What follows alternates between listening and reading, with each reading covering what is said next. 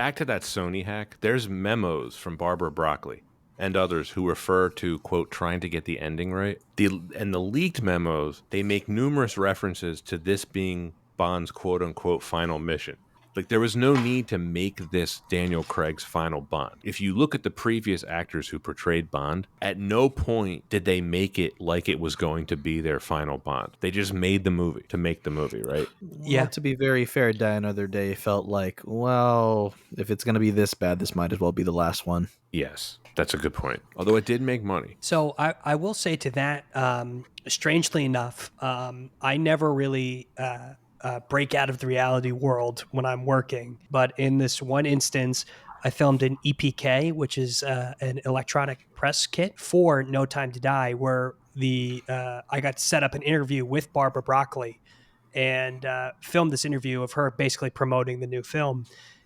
In that interview, she never said that, or I mean, basically the way they were talking about it was like, it was always a plan to have No Time to Die. It was always supposed to be the final ending to this movie or to this series with Daniel Craig.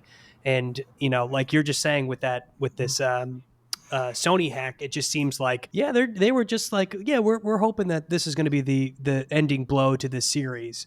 But it just didn't, the way she spoke about it was very, very, what's the word I'm looking for? Untrue. Oh, very like she had like some press screening to it beforehand where she was like, yeah, I got to really tread lightly here. Yeah, that's interesting she said that, because I wonder if she could try to loophole it by saying like, well, we always wanted to do a two-parter. It's like, but we know Daniel Craig said he didn't.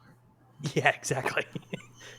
Yeah, it's interesting. If you watch the ending of this movie, it really does feel like this is it for Craig. Yeah, he got the beautiful car, the Happy beautiful ending. girl, drove away into a classic, one of those classic London sunsets that you see Big Ben in the horizon. Right? I would love to ask Craig, like, honestly, after he's had a few drinks, it's like, why did you do No Time to Die? Because it really seemed like Spectre was your last one. It should have been, honestly. But I think I got more on that later.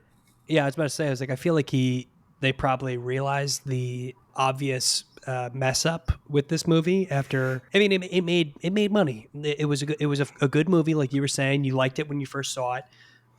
Enormously expensive movie to make. Enormously expensive movie, and I think it just left it kind of with like a not a final